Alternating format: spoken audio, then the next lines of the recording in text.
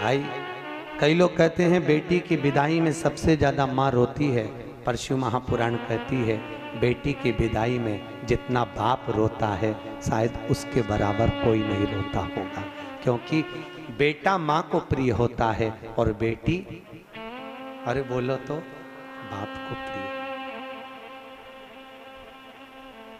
बाप को प्रिय है। कई बार बेटियां ऐसा शब्द बोल जाती, पापा मैं जा रही हूं, आपने मेरी शादी कर दी है, मैं दूसरे घर जा रही हूं, पापा पर आपकी बहुत याद आई, पापा सुनो तुम्हारा स्वास्थ्य ठीक नहीं रहता, शुगर बढ़ी रहती है, कुछ ले लिया करो दवाई। और बेटी जब घर से विदा होती है ना, केवल बेटी अगर घर से जाती है तो अपने पापा का मुख देखती है बार बार। लोग कहते हैं गाड़ी में बैठने से पहले विदाई के समय पर बेटी घर को नहीं देख रही है, पिता को देख रही है, और फिर घर को घूम कर देखेगी, मम्मी से कहती मम्मी मेरी विदाई हो रही है।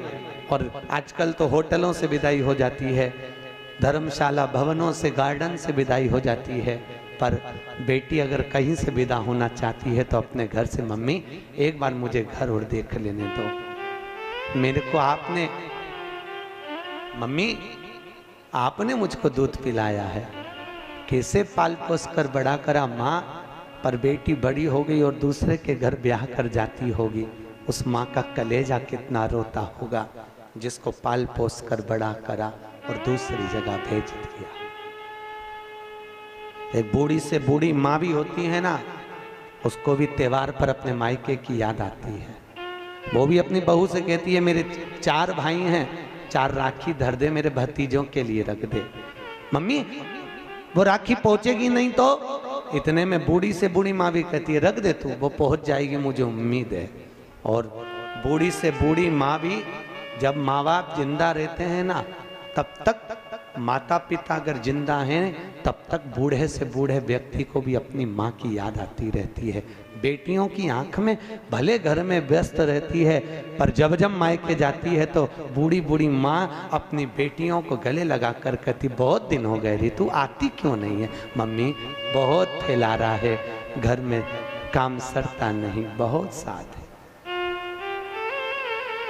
भाई माता पिता जब चले जाते हैं ना तब बेटियां मायके आना कम करती हैं, अब नहीं आती। भाई और भाभी कहते हैं जीजी क्यों नहीं आती? भैया पापा की बहुत याद आती है। और माँ बाप से निवेदन है अपनी बेटी को कभी दूर गांव मत बिहाओ, बहुत दूर भेज देते हो भाई, वो मुंह देखने के लिए तरस जाती है। कई कई माँ बाप तो, कोई पड़ोसी भी जाता है ना उसके साथ भी झोला रख कर भेज देती है, माँ आज पड़ोसी जा रहा है, अपने पति से कहती है सुनो जल्दी जाओ, जल्दी से बेसन ले आओ, मैं लड्डू बना देती हूँ, मेरी बेटी को बहुत अच्छे लगते हैं, और तिल्ली की गजक अच्छी लगती है, जाओ। और अपने वो हलवाई की दुकान है ना उसके यहाँ से सामान लिया, उसको यहाँ के सेव बहुत अच्छे लगते हैं, जाओ। और कोई जा रहा हो बेटी के घर, पूरा झोला बांध के, उसमें रुमाल बांध कर, माँ उस थैली को तैयार कर कर दे देती है और कहती है मेरी बेटी को दे देना, कहना अब की बार कोई आ नहीं पाया। और बेटी को जब वो देता है ना तो बेटी सबसे पहले पूछती है काका जी आप आए, मेरे पापा कैसे हैं, मेरी मम्मी कैसी है? बेटी का सबसे पहला झोले पर विश्वास नहीं, संबोधन बेटी पर। और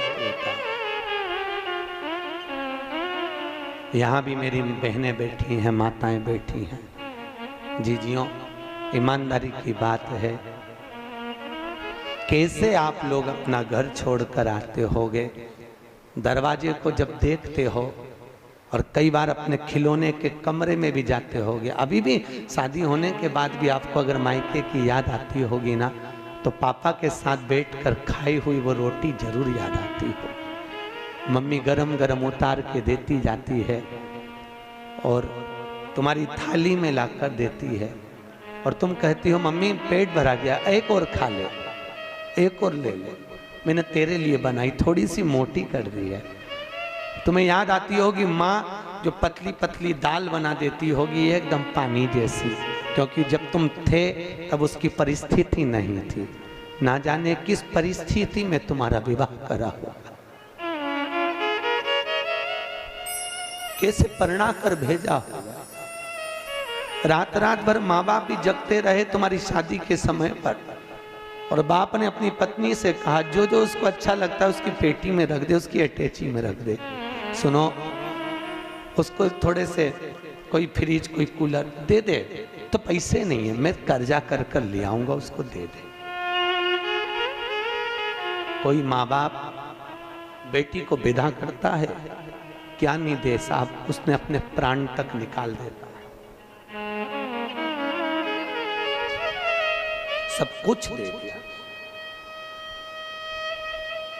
बेटियां पूंजी है साहब, धन है, बहुत बहुत पूंजियां है। कैसा परिवार। माँ सबसे पहले मायके में भोजन करती थी और यहाँ सबको खिला देती है, आखिरी में 2 रोटी लेकर बैठती है ना, तब याद आती मम्मी तू सबसे पहले खिलाती थी, आज कोई पूछने वाला नहीं। आज बहुत याद आती है तेरी रोटी की माँ, और बहुत याद आती है माँ, तू तेरे द्वारा दिया हुआ मेरा ज्ञान, माँ कभी तो आया कर हमको देखने के लिए,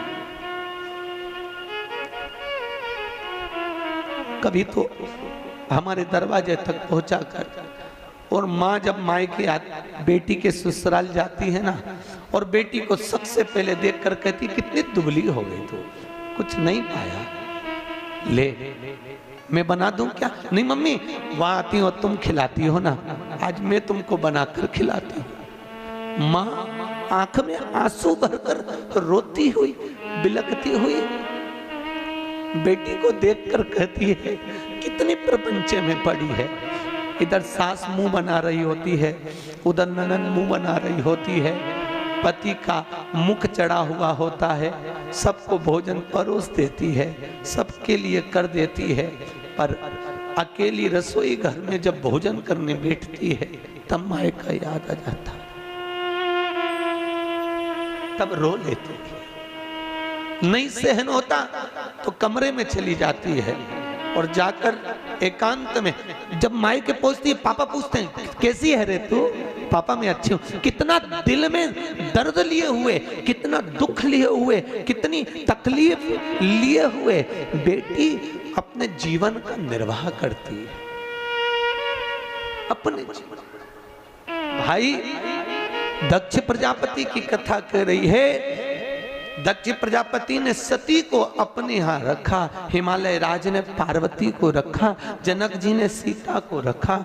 जब तक बेटी घर में रहे तो समझना भगवान की करुणा है, और खूब प्रेम से रखो।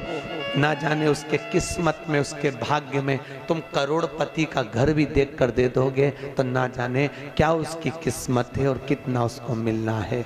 ये उसका भाग्य है, उसका भाग्य उसके साथ है, किस्मत उसकी अपने साथ है। आप बहुत अच्छा देख कर देते हो कोई माँ बाप। हम तो कहते हैं बेटी लक्ष्मी और गाय गौ माता 50 बार विचार कर कर देना कि ये किसको दे रहे हैं। बेटी को देने से पहले 50 बार विचार करो ये लड़का इसके लायक है कि नहीं।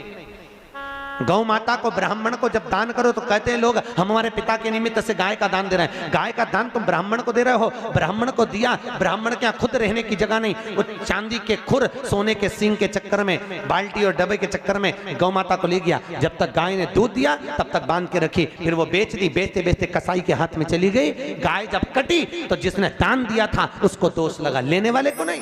इसलिए बेटी गाय और लक्ष्मी, पैसा भी हमेशा सोच समझ कर दीजिए कि किसको दे रहे हो। कहीं किसी ऐसे भिखारी के कटोरे में पैसा मत डालो कि उस भिखारी ने लेकर वेश्यावृत्ति में लगा दिया, जुए में लगा दिया, मदिरा पान में लगा दिया, मांसाहार में लगा दिया। अगर लक्ष्मी किसी गलत जगह पर जाती है तो दान करने वाले को रोना पड़ता है। बेटी गलत जगह जाती है तो कन्या दान करने वाले को रोना पड़ता है। गाय गलत जगह जाती है तो दान करने वाले को रोना पड़ता है। इसलिए देने से पहले बेटी, गौ और लक्ष्मी 50 बार विचार करना कि किसको दे रहे हो, सही जगह जा रही कि नहीं जा रही। सोचो समझो फिर दिया जाए।